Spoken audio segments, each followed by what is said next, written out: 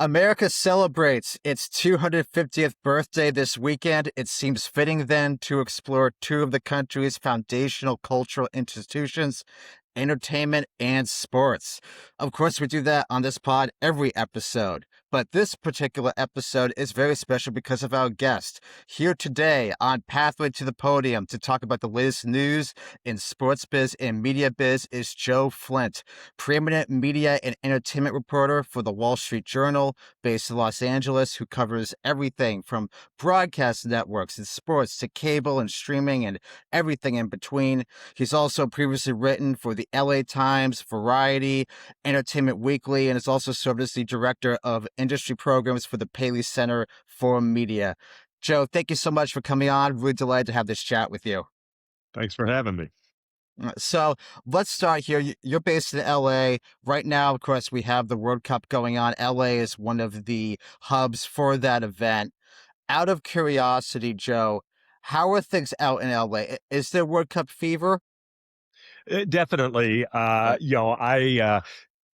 haven't been to any of the games yet. I've been watching a lot of them, but all the bars are filled up. They've all got, some sort of soccer. There's one in Hollywood I drive past a lot, has a big, soccer ball balloon out front. And there's lots of interest. You see lots of people wearing t-shirts of their teams. And, obviously, the stadium itself has been, packed for all these games. So it's been good. I mean, the difference with LA probably and what you might see in a Boston or New York, which are much more, we're very spread out here.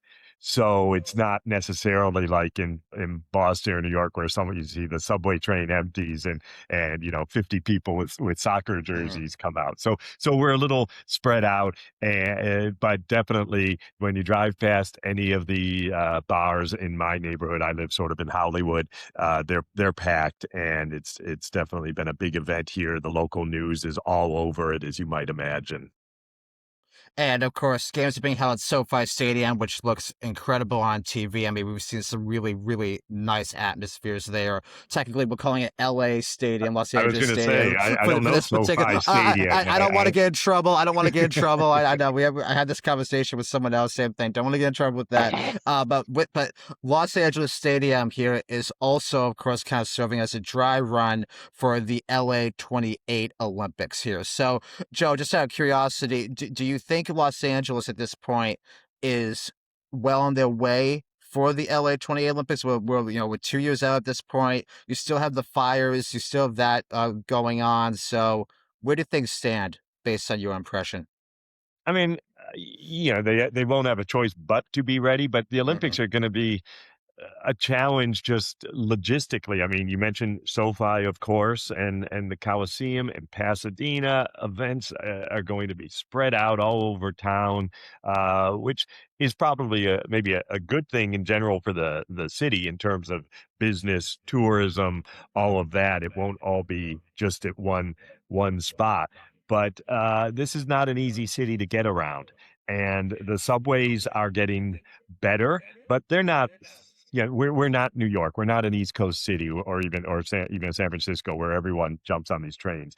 Literally, our offices, the subway station, just opened. They've been working on it for years. It's next to our building, and it's finally open. And it's sort of a key line that goes downtown, and it'll go out to the west side. It still doesn't go all the way out to the west side yet, but the subway is coming along, and hopefully by 2028, it will be there and make it a lot easier for people to navigate the city.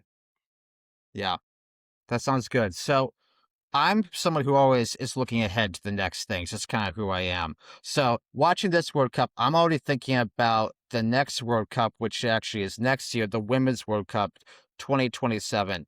Now, Netflix has those rights. This is the first World Cup Netflix is doing. And this is without a doubt going to be the largest undertaking they've ever done in the sports realm. They're essentially doing this from scratch. And as I discussed this in a different podcast episode, of course, FIFA, controls the actual broadcast. So they don't have to worry about that part. But what Netflix does have to worry about here is acquiring and accumulating talent for the studios, for the commentary teams, things like that. So I'm kind of curious what they're going to do here, Joe, because Netflix kind of has this reputation when it comes to sports. They want to eventize. That's the expression that they use. They want to eventize all these different sports that they do with the NFL games, for instance. They're slightly different than the traditional NFL broadcasts. I don't know how that's going to work here with FIFA because I don't think FIFA is going to give them that much leeway. I don't really see them like doing like a Squid Game pop-up event, in the stands in the middle when it's like maybe during a hydration break. I don't know, but like, but like, I don't really see that happening during a FIFA match. So, how do you think the relationship between FIFA and Netflix is going to work out? I think there will be, I don't want to say challenges because we'll see how it all plays out. But obviously, FIFA is, as we've noted, is they're very involved in how their sport is presented, and Netflix does try to Netflixize events, so to speak. But also, I just think, this is a game that's very tough to do that in Mm, because it is a steady flow of action, because we don't have all the breaks. I'm not a fan of the hydration breaks. Of course, on the East Coast this week, I think they should allow some hydration breaks. But so I think, I do think Netflix will be respectful of all that. I just wonder about the challenges. Like it's gotten a lot better now, streaming and streaming live events, mhm. but this is a global event. And, so that's the other thing they're going to really need to stay on top of, that they will run a very smooth streaming experience for people, because this is not an audience that wants to see glitches, delays, a frozen screen or anything. And this is going to probably be, maybe I'm overstating it, but I would think, I know it's a women's World Cup. It's not the men's World Cup, but nonetheless, I think it's going to have tremendous interest, and it might be the biggest uh, conveyor belt of people to the Netflix platform globally. I mean, to It might, date. yeah. Yeah, no, yeah, it might be. And considering, of course, just if you could add the combined averages of viewership for both Fox and Telemundo, if Netflix even hits anything remotely close to that, if the U.S. women's team has a strong run, you could probably anticipate they could have numbers within that realm, which for Netflix would be huge because, they did those Christmas NFL games and they're going to continue doing that. We'll get to that a bit later. Yeah. But like those numbers actually weren't too great for Christmas. Like I mean, they were fine, but I think people expected maybe a little bit more. So it's still gonna be a test of not just it's the consumer here and the interest in that, but also again, like you said, their actual ability to provide a clean stream. And of course, that's gonna be a big test for them. So they And still have a year to figure that out, but it's gonna be really interesting to see what happens, what comes of and that. and the other thing I'll just add on this isn't like, doing Christmas games on the NFL. It's like, okay, so one day a year you do a couple NFL games. This is a tournament. I mean, this is multiple, multiple games over multiple weeks, lots of juggling, lots of logistics, lots of, it's going to present a whole new set of challenges for Netflix. Yep. Another uh, topic that's coming up, of course, is the 2030 Men's World Cup. That's notable because the U.S. TV rights have not yet been awarded to that. So, of course, Fox right now has the 2026 World Cup, and they've kind of gone all out with that. But the question is here, what happens 4 years from now? And the bidding for that is expected to happen relatively soon. And you have to think here that almost everyone's going to kick the tires on this. I mean, Disney, of course, ABC, ESPN, they were the previous rights holder in the US. They did a very good job, particularly in 2010, 2014. That was back when you had Bob Lee, of course, hosting. You have New Look Paramount coming in. Paramount also, of course, has the Champions League rights already. Terry Henry contributes to that. He's an analyst for that. And of course, he's being loaned out to Fox at the moment. So there's some overlap there. And then, of course, you think that potentially NBC, and we'll get into NBC a little bit later as well. NBC is likely, there's already been several reports saying that they're very interested in this. So, Joe, considering all of that, they're here. And then, of course, Netflix could also do this as well. Considering all of this, where do you think the rights are going to land for 2030 and 2034? Well, I don't wanna yeah, I'm not gonna make a bold prediction here, but I would That's just say smart. See, that's smart not to, yeah, say, there you a go. lot of this depends. There's other factors to everyone you mentioned. I mean, Paramount, on the they are going to, by the time this rolls around, I mean, later on this year, could be end of this month, could be in the fall, who knows? But they're gonna close their Warner deal. That's going to be a lot of debt on that company, Mm, $80 billion.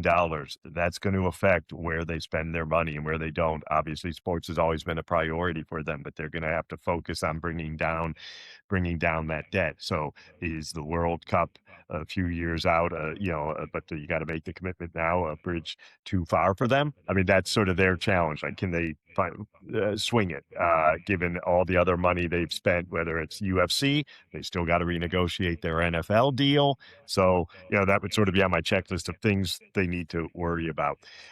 Fox, naturally, on the one hand, Fox would seem obvious, but they just spent 22, they're spending $22 billion to buy Roku.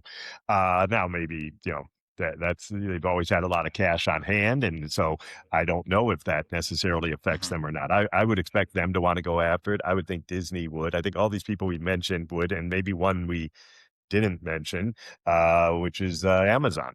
Yep. Or they might, because they certainly have very deep pockets and don't have the same pressures as these other folks do. So, that is another possibility. And then to your point about NBCU, obviously that company, and we'll get to that, is going to look very different. They're not going to be part of Comcast anymore. So whether how that affects their ability to spend heavily. We'll have to wait and see. But I do think the value. I mean, Fox kind of has a sweetheart deal this year on the cup, which has Yeah, been yes. Yeah, they well do. Yeah. reported Yes. elsewhere. Yeah. And that's not going to last. The price tag for this thing's going to go way up. Obviously, it's shown value to the ratings. Everything else is doing great, and some of that, sure, it's attributable to that the event is here this year. But I also think some of it is attributed to just better measurement and an acknowledgement. It's finally sort of maybe being better reflected that, hey, this actually is the sport's more popular in the U.S. than previous, than Nielsen and other folks would have led us to believe in the past. And now we're getting, I believe, more accurate numbers that reflect the appetite for the sport, which is only going to grow. Exactly. I think you hit the nail on the head there, Joe. What I think is really interesting here, of course, is when it comes to the breaking out of like the tier one sports into tier two sports. And like you said, there's obviously a limited amount of money, even though these companies have very deep pockets, at some point they're going to say, no, we can't chase everything. So in terms of prioritizing what they want and what they need and what they want and what they could have, I think soccer, at least when it comes to the FIFA World Cup, has gone up a notch right now following this tournament. So maybe that kicks it up into a tier one property. I'm not saying it's the same thing as the NFL or college football, which obviously are like the highest level here. And then, of course, you have the other big four sports, of course, NBA, NHL, MLB, whichever order you want to put those in. But you got to think at this point that those who were slightly on the sidelines might be a little more compelled now to at least dip their toe into this bidding process, at least in my opinion. Yeah, and look, we could find a situation where an NCAA March Madness type Mhm. type situation there, where maybe two companies team up on a bid and split the rights. Can't rule something like that out either. Yeah, that's definitely possible, without a doubt. So we've hit it on it already, but let's now shift to this here, of course. News broke on Monday that Comcast is spinning out its media business from its technology business. They're creating a new standalone publicly traded company. That new company, which of course is going by the name NBCUniversal for now, and probably still will house Universal Film and TV Studios, NBC, the Telemundo networks, streaming platform Peacock, and cable channel Bravo, plus also notably Sky in Europe. Meanwhile, you have Comcast essentially going back to the future here, going back to the structure it previously had back prior to its 2011 acquisition of NBC. It's preserving its pay TV, broadband, and wireless systems operations. This right now, they're trying to close this in about a year from now. We'll see whether or not that happens. There might be some regulatory, issues that they're going to have to deal with. We'll see. But Joe, first and foremost here, why are they doing this and why now? Well, it's interesting because they've always said, and this is why we're all such a cynical lot in my world. They've always said, we're happy with the hand we got. We like these companies together. We wouldn't be interested in doing something like this. And then, boom, I mean, Mhm, they do it. And it's funny. I mean, on the one hand, Comcast stock has really not done well in the last 5 years. That has little to do with NBCU. It's more to do with Comcast, challenges with cord cutting, broadband growth, things of that nature kind of hurt the Comcast stock. Obviously, they spun off all the cable networks except Bravo with Person, which is also interesting because you would have thought which is why on the one hand you can see that this seems to have come about very quickly, this decision that we saw announced this week, because one might argue, gee, whatever else about those cable networks, they still generate a significant amount of cash. Wouldn't you want that in your newly spun off NBC Universal mhm. company? Now, maybe there's an argument that you don't because the way the street still views cable networks. But I just thought, part of me was thinking like, well, what was the point of spinning off Versant if you were going to do this? So, yeah, What was it, maybe a test run? Was it a test run just to see how the market reacted to it by cutting off that limb? maybe. I don't know if it necessarily, I don't know what results they saw in that test that made them think Mm, good time to do this now. But I do think NBCU will be beneficiaries of it. They have many, like they've got a strong movie studio leadership. They've got the theme parks, which are big for them. Peacock, yeah, we can talk about Peacock for hours about what's wrong with Peacock. I have many views. But nonetheless, whether the idea is, and they say it's not, they say this will free NBCU up to do deals. Not necessarily go out and like, oh, we're going to merge with Netflix. But when I talked to Mike Cavanaugh, is going to be the CEO of NBC Universal. He said, we'll be able to be more nimble. We won't be part of this bigger company. We'll be able to go be more flexible in terms of spending, which made me think, well, you spent all this money on the NBA. You spent all this money doing a mhm. Taylor Sheridan deal to bring him, the producer, over to Universal. When has Comcast ever said no to you guys? The Olympics, too. So I am sort of curious, wow, well, then, this is what you've been doing with the hassles of having a big owner.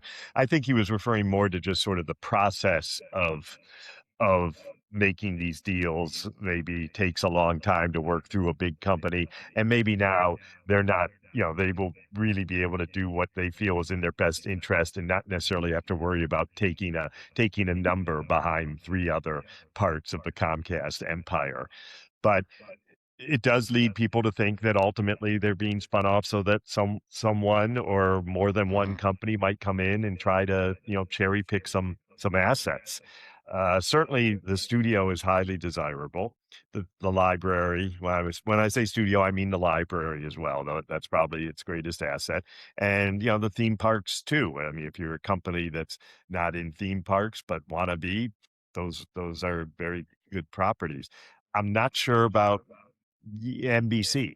I'm not knocking NBC, but I'm not sure that the usual suspects of an Amazon, a Netflix, those folks, I don't really see the value for them in owning a broadcast network. Um, Obviously, there's sports rights involved with those broadcast networks, so that has value. But do you, if you're, now, you know, obviously the world's going to change in the next few years, but right now, at least, if you're an Amazon or a Netflix, do you wanna be regulated by the FCC? Do you wanna give the FCC an in into your we see what they're doing with Disney on Yep. everything, the View, the broadcast licenses. You wanna open your door to that? Now maybe that's just a short-term issue. Maybe in a few years, there's a different administration, things change, who knows? But just right now, I would think that's not exactly an enticement to wanna own a broadcast network. But yeah, I think they did this in part, maybe they thought it would help both companies and both the Comcast stock, because there's still a lot of people uncertain about traditional linear media, but also to help Mhm. NBCU maybe achieve a greater value on its own rather than being within Comcast. Yeah, and then, of course, as well, if you're a streamer, you have no need whatsoever to acquire Peacock because you already have Right. you already have it. So yeah, I don't know how attractive this is going to be for the streamers. There is another side of this, Joe, which is also interesting, and that looking at Comcast's perspective here, there's a lot of speculation that they could potentially merge with Charter, and of course, Charter right now is in the process of acquiring Cox, and that's an ongoing process, which seems like it's slowly but surely reaching its completion here. A Comcast Charter combination would, of course, face enormous regulatory challenges. That's That one would be huge. Like that yeah. one, this would take years and years and years to do.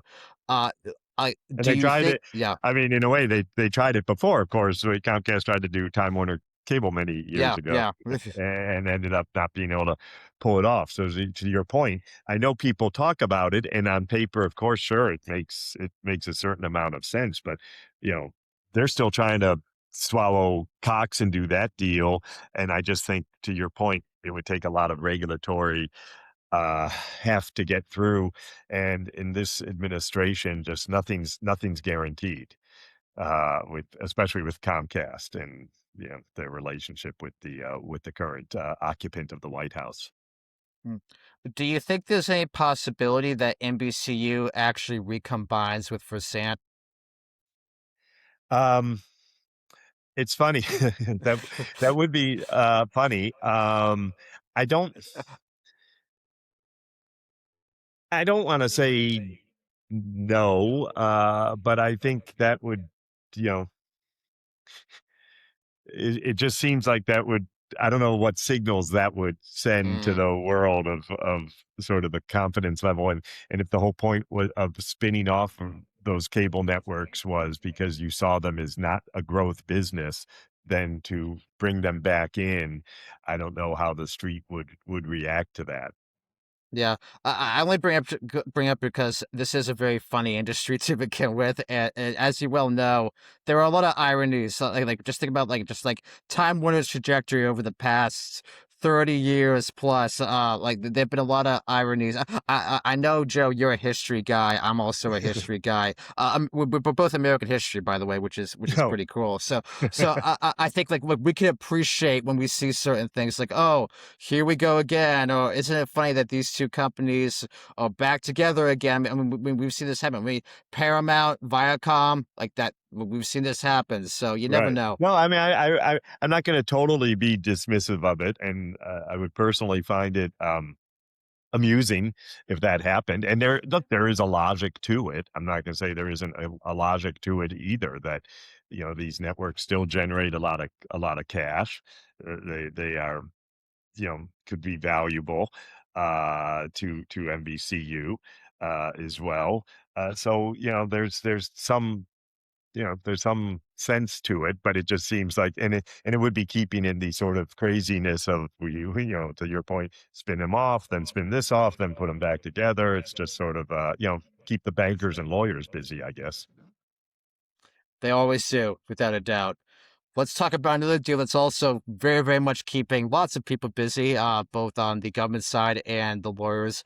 That would be Paramount and Warner Brothers Discovery. So many, including myself, were extremely skeptical when Netflix announced their intentions to acquire WBD. Even when they entered into that exclusive negotiation period, it kind of felt they weren't really truly genuine about it. From Netflix's standpoint, this was a pretty prudent, smart business move. If you know a competitor is truly desperate for something and they want to get it no matter what, you drive up the price because it hurts your competitor more, and then you benefit from that. And also the fact that Netflix got that really nice, sexy Yeah, $2.8 billion breakup fee from it. That was very beneficial to Netflix. But turning to the Warner Brothers Paramount side of this, once again, with this merger, there are lots of regulatory procedural hurdles for this deal to overcome, to check off. It's essentially received the okay from the federal government already, but you also have Europe, you have the UK, you have individual states attorneys general here also involved in the mix. IMAX. So far, it seems like it's heading in the right direction. The European Commission is going to render a decision on or before, I think it's July 22nd. It was going to be July 7th, and they pushed it because Paramount essentially gave them some like concessions, which we aren't entirely sure what they are. But you got that going on. If the UK really gets involved with this, potentially they could add months and months onto the deal. And that's notable, of course, because there's also a ticking fee that comes into play. Right. So lots of moving parts here. And then, of course, like I said, like you have individual states, California, New York, they could slow this down as well, potentially. You said earlier in this podcast, Joe, that you expected this deal to be consummated. I think it will too. I just think this is just like this is the way it works. You just have to kind of just take your vegetables and deal with it for a bit before you finally complete it. But where do you things stand now in your viewpoint, and how long do you think it's going to take to reach the finish line? Well, I don't I don't wanna bet against every time I've bet against Paramount, I've lost. So, I question whether they would be able to pull this off even before Netflix jumped in, they wanted Warner, and I was like, "Well, we'll see." Then after Netflix, I mean, I agree with you, we don't really know how, obviously Netflix certainly had interest in the Warner assets. They didn't just do all this just to make life harder for Paramount, but to your point, it wasn't a must-have for them. Nonetheless, I kind of thought, at least for a while, at least, well, Paramount, they're not going to get this, and then they got that, and they, well, the government will give it a hard look. All right, I didn't really believe that. I thought the government review here went as I thought it would, but right now my thought is they want to have this closed by the end of July. I really don't that's gonna be very tough, but could they have it closed by the end of September, which is really the date that's important to them because to your point, that ticking fee starts in the 4th quarter. So they really wanna have it closed. They don't wanna be spending millions a day as a result of the ticking fee to do that. So maybe. I mean, I think it all depends on the states here because if I don't know if you're following the Next Star Yep. Tegna situation, but it's sort of similar in a way that if the states are able to get some sort of preliminary injunction, basically, stick a tire in the spoke of the wheel, well, then, kind of all bets are off. But I'm not saying that will happen, but I'm just saying if I'm Paramount, that's my worry. But I would also say they have a very smart and aggressive group of lawyers and lobbyists working for them, and I do think the states will file a suit. I just think it's politically going to be difficult for especially California AG Rob Bonta not to file a suit. But that doesn't mean they won't negotiate something quickly after and find some sort of way everyone is happy and Bonta can tout some concessions he got. Paramount can say, "Hey, we finished this, we got this suit off. We didn't have to have a legal battle." So, they both can find ways to save face. Some of the potential concessions that are being kind of floated out there. One of them is, and this is more Europe based, but it is getting out of the joint venture of Sky Showtime and also potentially exiting the United International Pictures arrangement that they have. Of course, the US doesn't really care about that whatsoever. Do you think there's a possibility here because this is such a lightning rod in the US? Do you think there's a possibility here that CNN becomes like a focal point of these negotiations, behind the scenes negotiations with varied governmental bodies who are saying, hey, if you want to complete this deal, you have to uh, spin off CNN, you can't include it. And then the argument, I guess, technically would be that, you already have CBS News, you don't also need CNN, which frankly, I don't think is the strongest of arguments, seeing as, of course, NBC, up until very recently also had MSNBC, Fox also has Fox News. CBS, meanwhile, they haven't actually had really a cable news network. So that's the contrary opinion to that, but I can really imagine lots of politicians, particularly digging in, essentially doing their performative role as politicians do, and making CNN kind of like the issue at hand here. Do you anticipate that potentially happening? Well, it'll be an issue, certainly for politicians. And I don't know, there's been some reporting suggesting that the California AG, Rob Bonta, has kind of, dangled CNN as his asking price, I guess. You need to Mm. spin off CNN. Now, Bonta kind of threw cold water on that report. Uh, and well, I think Bonta may be concerned about it, but he's also said in this interview, and I think a lot of other people feel this way too, the focus is on antitrust, and what's bad may be bad for consumers. But I'm not sure the editorial direction of a news channel qualifies in all that. I think CNN, I sometimes think CNN is almost a good distraction. Like, Paramount's done a very good job lobbying this case. This whole deal through. They've done this whole thing about 30 movies, 30 movies. We're going to make 30 movies. We'll see. But my opinion, there were so many other issues of concern over this, more than just the combination of Warner and Paramount Pictures and commitments to continue to make lots of movies. The combination of the streaming services, for starters, the effect in Hollywood of putting together basically three TV studios, and what's that's going to mean in terms of leverage the company will now have over the creative community. But the 30 movies became like this effective rallying cry for Paramount. Mm. We're going to make 30 movies. This deal's good for everyone. Um, and in a weird way, like CNN also becomes this boogeyman of, Paramount, they don't want to get rid of CNN. The reason they steal sailed through the DOJ is in large part because Trump wants CNN in different hands. And by all indications in our own reporting, he'd rather those hands be the Ellison. So, uh, the funny part about all this is if you look at potential assets that Paramount could sell, talking earlier, going back to where we started sort of on Paramount's debt, you could look at a CNN, and I always thought this with Warner too. It's like when Warner had all that debt, it's like, well, what's the one thing that doesn't fit in with the rest of your company? It's CNN. But CNN generates a lot of cash. It's still a very profitable entity, and it gives you a certain cachet. Mm. Just like owning the Wall Street Journal gives News Corp, our parent company, a certain cachet. It opens doors for you.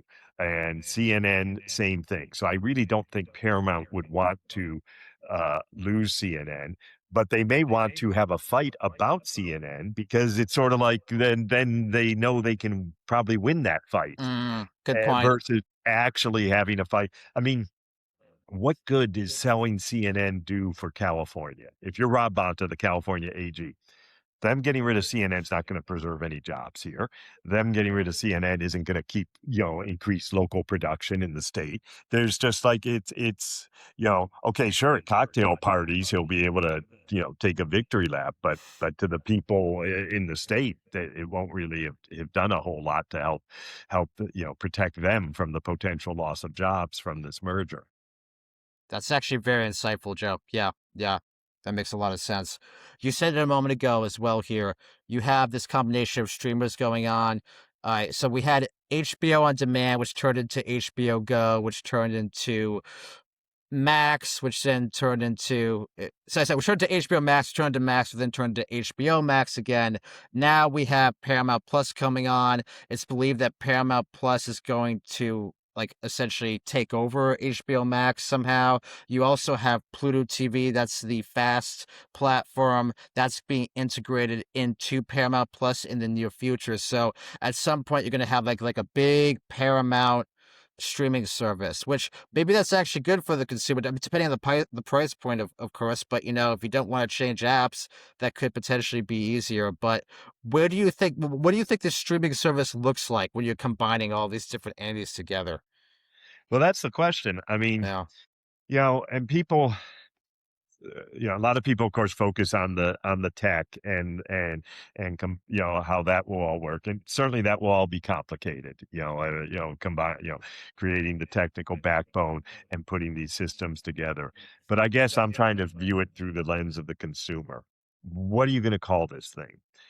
Is it just going to be Paramount Plus and HBO is just a tile inside it? Is it, or what, what's your marketing brand going to be? And then also, the other thing, and this is the kind of stuff we're obsessed with in LA, of course, is who's going to run it. Uh, Obviously, there's a lot of top talent at Warner Brothers, and how many of those folks are going to come in to Paramount after the merger? And you look at HBO and Casey Bloys, who's considered the gold standard in terms of programming, and he currently.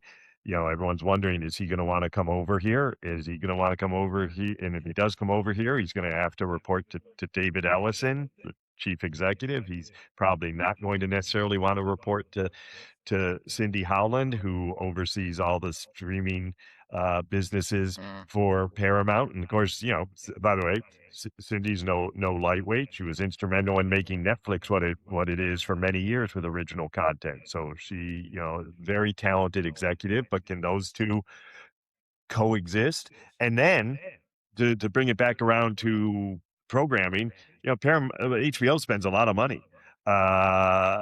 So, are they gonna be able to have the same budgets at mm, Paramount? And yes, and then it will get into sort of what does it look like? How much do they charge? What's it called? I mean, there will be a lot of savings there when we talk about savings in the company. I mean, unfortunately, savings is code for there's probably a lot of job duplication. So sadly, there'll be a lot of backroom things that will be consolidated, marketing things that will be consolidated. So yeah, a lot of people will lose their jobs. Uh, but I do think, in theory, it could be a pretty awesome product. I mean, if they do it right, they've got a really awesome product there because Paramount Plus has some really good shows too. I mean, they do. I'm just rewatching it, just starting season 2 of The Agency. Highly recommend it if you're not mhm, watching it. I like Landman, guilty pleasure. They've got a great library. Warner has a great library.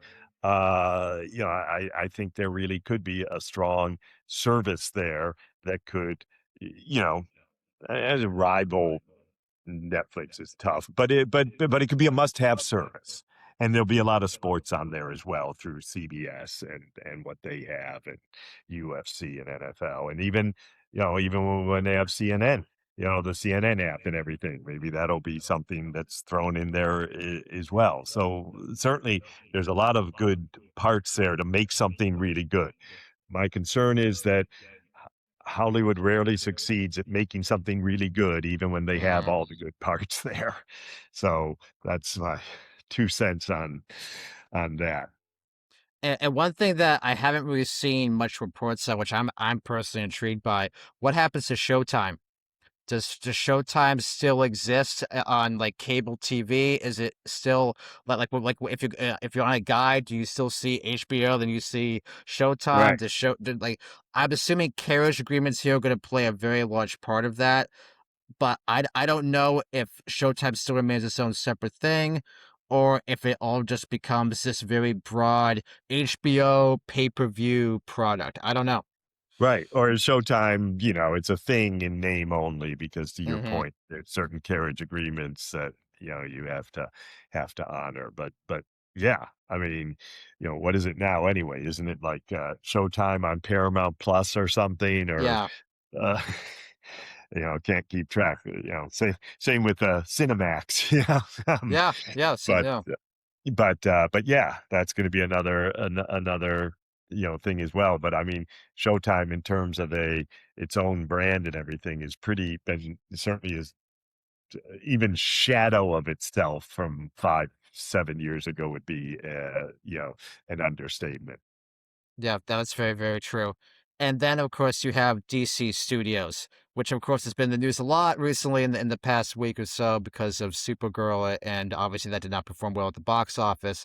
But DC Studios has undergone a lot of changes over the years. They keep trying to refresh their product. Sometimes it's been successful, sometimes, admittedly, it really hasn't. It kind of seems like they're still struggling to find an identity other than the Christopher Nolan Batman films. It's kind of really hard to exactly say what DC really is when it comes to a studio. There's a potential here that under new ownership, maybe further changes are going to be made, and maybe it's going to be yet another refresh here. So, do you anticipate that potentially happening, Joe? I think everything is up for grabs. Obviously, Mm. yes, Supergirl was disappointing. Uh, I think a lot of it had more to do with the movie itself than whether audiences will embrace a female superhero. I'm not saying that's not a legitimate question, but I think the bigger question is most of the reviews for this movie were not great, and ultimately that's what uh, decides. But yeah, I mean, also even if Warner Brothers, I mean, with Mike DeLuca and Pam Abdi, will they want to come over? How will all that be work with Paramount? I mean, I know they're talking about keeping it separate, but they'll be like separate storefronts. Mm. It's like you'll walk into one here and one there, but then once you get past like the opening cash registers, it's all going to be one store. And so I'm not sure whether those folks will want to stick around either. And Warner is not having a great year. I know everyone wrote about how great last year was for Warner. I thought some of that was a little overblown, only because some of those movies had been on the shelf for a while. That's how it is in Hollywood. If you happen to be in charge at the moment the movie becomes a hit, even if you had nothing to do with it, you get to take the victory lap. Um, but in F1 was really more of an Apple thing. They distributed it, but everyone wrote about it like it was some Warner movie. And now they're having a struggle as well. So and that's the movie business. That's the other thing. I mean, the movie business is hits and misses, and it's streaky, and even the best studios go through dry spells. So that's why you got to have a thick skin and strong stomach for it. And another part of the movie business, of course, are the theaters themselves. And back in May, two of your Wall Street Journal colleagues, Ben Fritz and Jessica Tuncole, broke the news that IMAX is exploring a sale. Now, this isn't the first time IMAX has contemplated selling itself, but this here, Joe, could get really interesting. And the reason why I think that is because premium large format, PLF, theaters, they're attracting a greater and greater share now of a film's overall box office revenue. It's no longer really a niche thing at this point. I mean, you think about the clamor right now that we have for The Odyssey coming up in a couple weeks. You think about how big Oppenheimer was. You think about how in large cities like here in New York City, there were 3 a.m. weekday showings of Dune Part 2 in IMAX theaters. There's clearly a demand here for it. So in order to get butts in seats, it seems that these big budget films really need to feel important. They need to be an event, and IMAX really helps accomplish that. So I'm curious what you think is going to happen here with IMAX because a lot of this can happen. They might choose not to sell. They might, embrace the familiar hold of private equity. It might be some other studio. It might be Disney potentially. It might be Sony. There are lots of different ways this could go. Yeah, I agree. There are lots of different ways, and one studio you didn't mention, and I don't know if what we were talking about earlier that happened this week would change their mind, but I wouldn't be surprised if Universal Hmm. was also interested in it. And yeah, it's funny. We think IMAX, we think theater business. It's really a technology company. I mean, it's Hmm. a Good tech point. Good player. point. Yeah. I think when you think of it in that way, it just opens the door to so many different players. But I do think there will be a lot of interest. But we also see, you know, a lot of times companies like to sort of float things out there and see what the reaction is. It doesn't necessarily mean they're going to go forward with it. But to your point, I wouldn't be surprised if a Universal, if a Disney, they'll at least all kick the tires.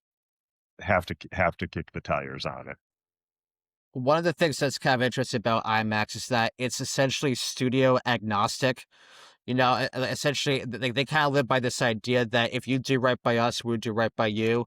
And of course, we see that again with Nolan, with Ryan Coogler, etc. Those directors who really embrace this format, who promote the format, they're going to prioritize them much more so than really the studio backing them. So, for instance, again, think about the fact that they went with Oppenheimer over Barbie. That's very notable. Or the fact that this December they have Dune, the backing Dune Part 3, which is directly going up against an Avengers film with Robert Downey Jr. coming back. That's very, very notable. So I think in terms of like just like the consumer here or just like the fan of films, I would hope that whoever buys IMAX, if it is bought, they continue to follow that idea of being studio agnostic. Because if not, like just like hypothetically speaking, if Disney were to acquire IMAX, there's no way in hell they're showing Dune against the Avengers, obviously, right? So Yeah.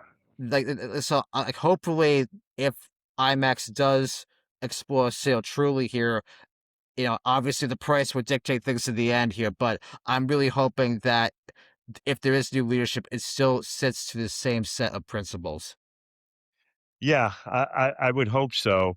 My fear would be, and this isn't the perfect analogy, but, there was a point in time when this is where you're talking about being history buffs and, geezers in my case, but there was a point in time where the broadcast networks couldn't own the programming they put on in prime time. Mhm, So in a way, that was, you really were just picking what you thought were the best shows.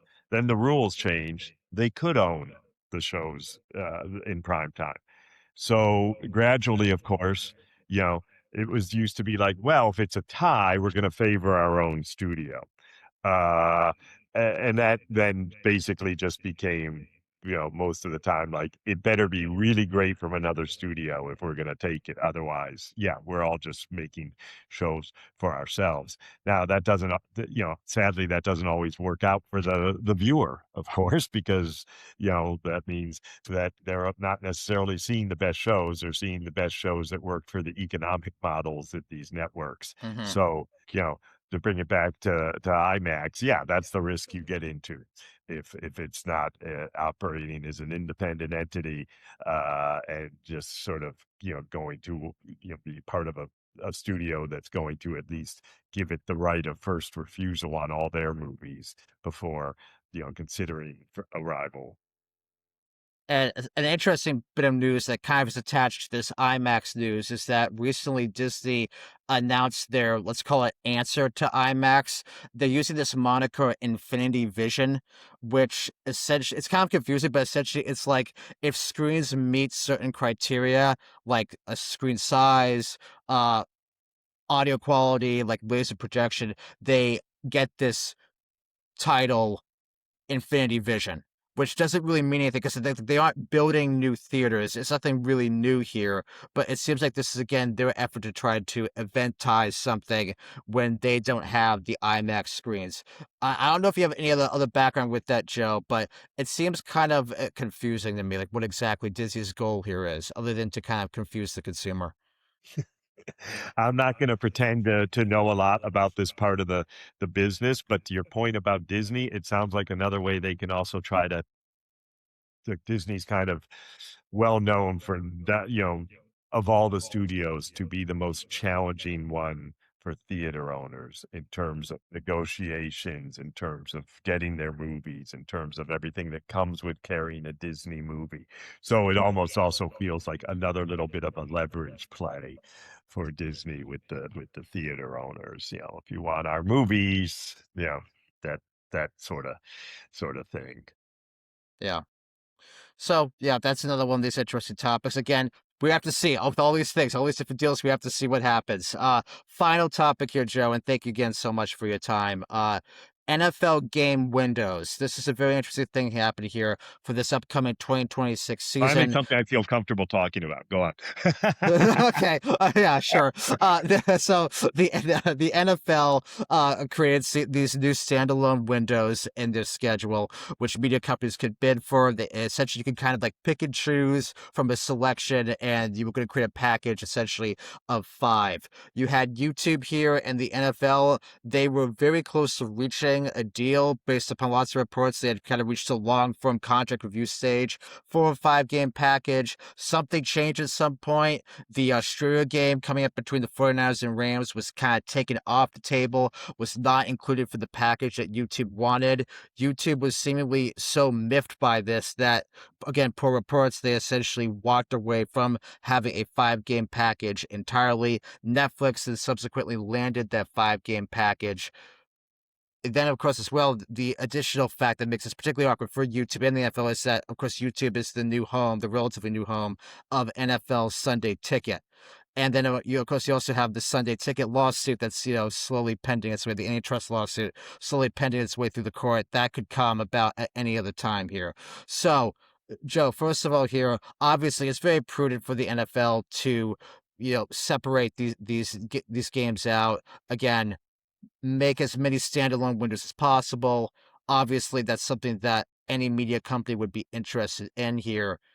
But you have to think this is essentially kind of a stopgap approach because obviously the long-term goal here of the NFL, which is widely known, widely assumed at this point, is that they want to add another week to the season. They want to probably add another bye week because then in terms of just how the season works, it aligns much better with the holidays. They can really maximize viewing that way. Obviously, again, they have to negotiate with the NFLPA to do that. Lots of moving pieces here. And then as you mentioned earlier in this episode as well, of course, you have the renegotiations going on as well with the existing media partners. So, just like bird's eye view, Joe, how do you view all of this as a whole? Well, I mean, the main thing that you said is the NFL's desire to have more and more individual games. Uh, whether it's creating a Thursday, the Black Friday game, and now the Thursday Eve game, and more games on Christmas. And yeah, I'm waiting for their Halloween special. Uh, that'll be on Roku. And that's the other thing too. With these packages come new rights holders sometimes, and I just think that's their main goal. But the challenge is, and the NFL doesn't seem to care because they have the power. Is every one of these moves hurts Fox and CBS and now YouTube with Sunday Ticket Mhm. because it's taking away inventory from them. Uh, and I just think, I'm sure, right, if YouTube, they had, a lot of success with the international games before the opening game season they did. And I'm sure that not having that turned them off to the other games, but also, uh, yeah, I don't just looking at the evidence that we see on the pricing of Sunday Ticket and how flexible it is now and drops throughout the season tells me it's not doing as well as YouTube thought or Mhm. was hoping for, given all the money they spent on it. And then that the NFL is doing this, and to your point, 18 game season, the other part of that is to then create an international package too of standalone early Sunday morning games whoever those may go to, which again, a blow to CBS, Fox, and Sunday Ticket, and I also do wonder, the leagues think in very sort of short term. The NFL can't imagine a world where they're not number one sport, and we can slice this pizza up as thin as we want.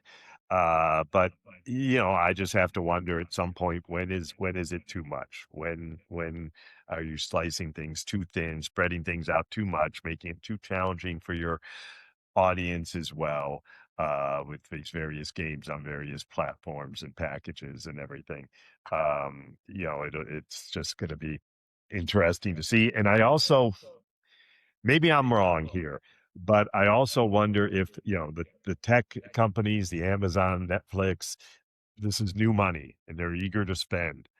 But as the sports rights get higher and higher, if as people think that maybe it's 10 years from now, I don't think it's going to be as soon as a lot of people think. But at some point, yeah, one of the Sunday packages may disappear to a Netflix or an Mhm. Amazon, because a broadcast company won't be able to continue to justify those high costs. They'll have to make that tough call.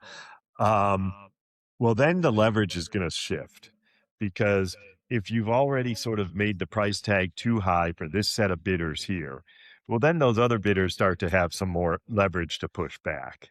Yeah. And Netflix and Amazon have kind of built their streaming empires. Sports are now added into them. They're active in it. They want it. They want to avoid churn. It helps with all that stuff. But I don't think if Netflix didn't have the NFL after, next time this Christmas deal's up and they didn't have those other games, I don't think it'd be a big blow to them.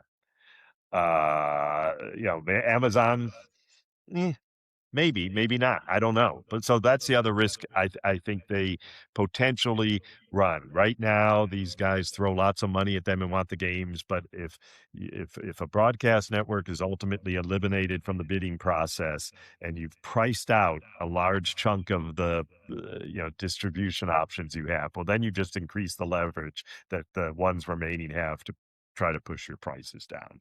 Yeah, and to your point as well, I mean, you look at the broadcast networks and just viewership numbers. Outside of sports, these networks are essentially dead.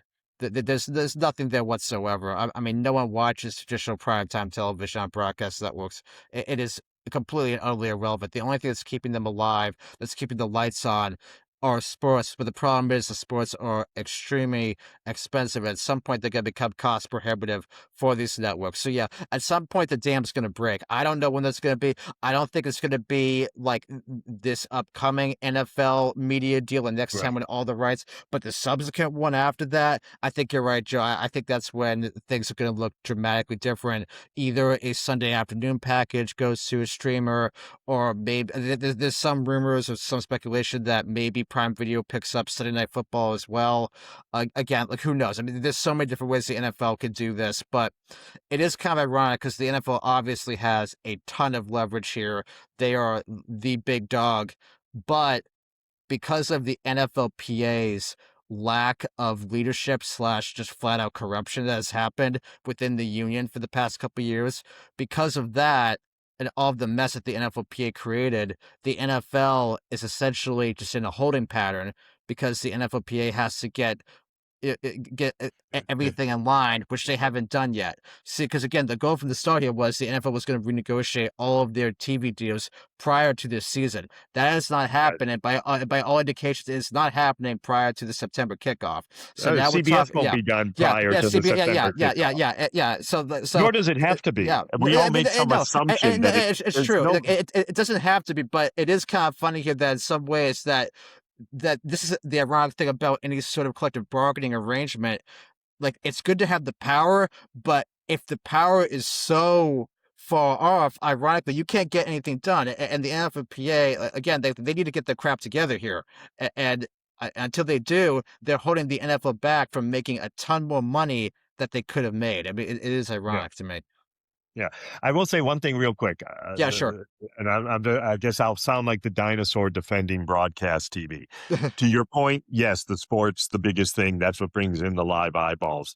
But people watch differently now too. So some of these shows that on broadcast TV, whether it's the NCISs or the FBI's on CBS or the comedies or something, when you step back, sure, the day and date viewing is pretty small, but there's viewing on their streaming services for these shows. There's viewing on demand. So that audience is there. It just, it may take you 30 days to get to what you used to get in one night, but you're selling ads against it. You're doing whatever. It's not ideal, but it is just sort of a reflection of the changing way of business. And the other thing I would say is, the drawback to sports, of course, is you're renting it. You're renting it. So as great as it is to bring in those audiences, you don't own it versus all those episodes of Law and Order SVU that you can sell off to Netflix or amortize on your own streaming platforms or everything else. So, I'm not going to suggest that broadcast TV is on the verge of a comeback. Although to everyone who saw Disclosure Day, you'll note the role of the local station that's brought the alien story to America. Yeah, it Yeah. felt very 1990s Yeah. everywhere. I'm like, what? They just put it online. But anyway, With all due respect to Spielberg, like it did. Again, like acclaimed director, tremendous respect for him, but it did feel that that film was a bit out of touch, a bit out of it, place. Like yes. I read one review that said like it felt as if like the script had been tucked away someplace for like 3 decades and they just brought it out. Because yeah, like you don't need to go to a broadcast network to announce that the aliens are here. You could just do it some other way. But Yeah, no, it felt very 1990s to me. yeah, I mean, I had some other problems with the movie too, but yeah. that part I just thought like, I mean, I thought like, what did the National Association of Broadcasters help fund this thing? But yeah, a Oh, lot of people picked up on that at least, and I'm sure these kids watching it were just like, "What's a local station, what's a low? Daddy?" Yeah, exactly, exactly. And Kansas City of all places. I was hoping Yes, that there was going to be a Patrick Mahomes cameo or a Kelsey cameo in the film. That didn't happen, unfortunately. no, Oh, well, anyway, Joe, thank you so much for your time here. sure. Could you please share with the viewers and the listeners where they can follow you on social media? Sure. You can follow me on X at um kinda this is embarrassing. I'm actually gonna have to look up my own thing here. Hopefully you'll edit that out. Yes, there you go. At JB Flint, FLINT. You can follow me. I post all my stories there. I post a lot of stories to other places too, not just the journal, other sites as well. So just to keep up on media news, my only advice is if you're not a football fan, don't follow me on Sunday because you'll just be seeing a lot of frustrating Washington Commander posts. And then, LinkedIn as well. I post all my stuff on LinkedIn too. Yeah, well, I mean, the Commanders are on their way back. Hopefully, I mean, they can only go up from Mostly, here after last season. So yes, yeah. yes. Oh, cool. Again, Joe, thank you so much. I mean, you covered a lot of different topics here. This was extremely informative, and I'm sure everyone's going to appreciate it. Have a really happy Fourth. It's time for a new edition of Jake's Takes. The Tour de France begins this weekend. Once again, we have the highly anticipated showdown between Tadej Pogacar and Jonas Vingegaard. The Grand Départ for this year's edition takes place in Barcelona. It's the third time the Tour de France has started in Spain, and what makes this one particularly special is that its beginning is at the site of the 1992 Olympics. Now, that all being said, a Spain start has caused some consternation. The last time a Grand Tour was held in Spain, which was the final stage of the 2025 Volta a España, it did not go well. The Madrid finale was cut considerably short because of protesters completely blocking the route. There was no winner of the stage, and the planned podium ceremony celebrating the overall jersey winners was also canceled. It was a terrible look, a black eye to the sport. The Spanish government made very little effort to stifle the disruptions, not just on the last stage, but throughout the 3 weeks of the Volta. Some members of the government seemed to go out of their way to actively encourage the protests. Whether you agree with the messaging behind the protests or not, putting the riders in harm's way is wholly unacceptable. The 2025 Volta saw protesters repeatedly make physical contact with the riders, causing them to make dangerous, evasive moves. Several riders crashed directly as a result of disruptions. Javier Romo's crash was so bad he had to abandon the race entirely.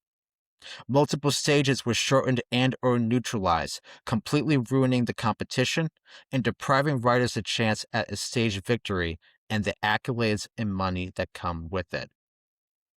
It should come as no surprise then that many professional cycling teams are considering keeping their top riders from competing in the next edition of the Volta when it commences in August. With the first 3 stages of the Tour de France set in Spain, one has to wonder whether similar events like last year could unfold. Now, cyclists are a very tight group. The CPA, Cyclistes Professionnels Associés, the main international association of professional cyclists led by Adam Hansen, are getting increasingly vocal about rider safety.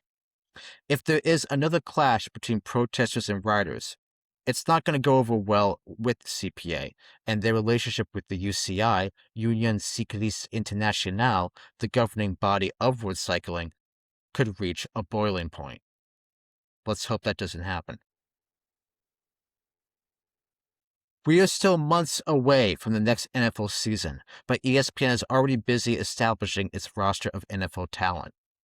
The network recently reached extensions with play-by-play commentator Dave Pasch and NFL analyst Jason McCourty. As part of his deal, Pasch will add what for now is an unspecified NFL role. But it seems quite likely he will be part of ESPN's new look number 2 NFL commentary team. He will also continue calling NBA, college football, and college basketball. Jason McCourty will continue to appear on ESPN studio programming such as NFL Live, Get Up, First Take, and SportsCenter. McCourty joined ESPN in 2024 after previously being on NFL Network. Once Good Morning Football moved from New York to Los Angeles, Jason switched to ESPN. Now, what is notable about these deals is that they are exclusive. Pasch has been the radio voice of the Arizona Cardinals since 2002, but he has officially stepped away from that role. McCourty has been a game analyst for CBS NFL games, but that likewise is ending. Now, this is a small sample size of only 2, but one has to wonder whether this is a larger shift in strategy for ESPN when it comes to their talent, particularly their football talent. As the streamers continue to add NFL game inventory, something we just talked about, ESPN has made it clear they are not as willing as they were in the past to lend out their NFL talent to competitors for individual games or small game packages. ESPN is essentially saying Netflix and the like are on their own moving forward. In essence, it's a message to build out your own studio instead of using a hodgepodge of other networks' commentators and analysts. And in case you haven't heard, and I say that in jest, ESPN is broadcasting the first ever Super Bowl this 2026 season. While ABC has in the past, ESPN has not. So, ESPN is going to milk this thing to a level the likes of which have never ever been seen before. And part of that may include a tighter grip on their own TV personalities. So, pay close attention to the details of any other extensions that are announced in the months ahead. I expect similar language regarding exclusivity will be there. A bit of sneaky important news came out last week. If you want to watch the Harry Potter movies, you can of course stream them or go old school and pop in a DVD. The films also for a long time now have been quite frequently, in fact very, very frequently, been shown on cable across USA Network, Sci-Fi, Bravo, and E! NBCU, and then of course for Sant, had a licensing agreement with Warner Brothers. But that agreement has now concluded. Starting in July, the Paramount-owned cable networks MTV, Nickelodeon, and Paramount Network will have exclusive linear TV rights to the Harry Potter films. Now, to avoid confusion, I'm not referring to the upcoming Harry Potter TV show debuting this Christmas on HBO and HBO Max. This deal here is for the existing 8 Potter films and the 3 Fantastic Beasts film spin-offs, and is for linear TV rights only. If you want to stream the movies on demand, they will still be available on HBO Max and Peacock, but linear has changed homes. Now, it doesn't take a genius here to put 2 and 2 together. As Joe and I just discussed, Paramount is nearing a closing of the acquisition of Warner Bros. Discovery. When that's completed, Paramount will have Harry Potter under its corporate umbrella. It makes sense for them to put the films on their own cable channels than license them out to a competitor. Do not underestimate the power of Harry Potter. Even though the earliest movie is now a quarter century old, it's been that long, these are absolutely adored by fans.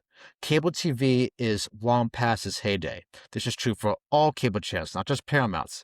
Outside of sports and Taylor Sheridan shows, cable channels barely deliver a blip on the radar when it comes to ratings. Cable TV, once known for The Closer, Burn Notice, and The Walking Dead, has now become The Walking Dead. In fact, many of these channels are not Nielsen rated at all. But running a Harry Potter marathon still has value. It's not going to be an enormous difference for the Paramount cable networks, but it helps. Now, the opposite side of this. This also is quite a hit to the current and former NBCU channels. They aired Harry Potter marathons constantly. It was rare for a week to go by without Harry Potter being on at least one of those channels. Sometimes in the same week, there would be multiple separate Harry Potter marathons going on. In fact, ironically, the day this news came out, there was a Harry Potter marathon on Sci-Fi. Cable channels have very little original programming these days. There's not a lot scripted. It's mostly reruns of established shows or cheap reality TV. So Harry Potter giveth and Harry Potter taketh away. What makes Versant here particularly vulnerable is that it's essentially just a group of cable channels. Since it's split from Comcast, it no longer has a film studio, a broadcast network, or a cable company to prop it up. Comcast essentially cut it off, akin to removing a tumor from the body. So, a loss of a solid performer like Harry Potter hurts Versant far more than it would to others. And just to be clear here, I'm not saying 2.5 to a decade old movies are going to be a saving grace, but it's a good tool to have in your toolbox as cable TV continues to bleed subscribers. And for those of you needing a new Harry Potter fix, we're less than half a year out from the HBO Max series. All right, that puts a bow on this episode. We've had some great episodes recently. If you haven't had the chance, the last 5 are a conversation with Braden Costa of the Sports Video Group covering the extensive production of the World Cup, plus drone technology and score bugs. A news and notes edition about the Myles Garrett and A.J. Brown trades and the NBA's technological advancements. The Sport Profiles, Dylan Manfrey on the Sports Emmys. CBS Sports NFL analyst J.P. Acosta on NFL offseason topics, and Viaplay commentator Nielsen Valkenburg on calling Formula One. Please subscribe, follow, and like this podcast on social media. Video episodes of this pod are available on both Twitter/X and YouTube. On Twitter, that is at Jake A. Klein, that is JakeAKline, and at Pathway to the Pod. On YouTube, that is at Pathway to the Podium Pod. You can also follow on Instagram and TikTok at Pathway to the Podium. I'm Jay Klein, and I'm proud to be an American, particularly this week. Happy 4th and happy 250 America. Love you.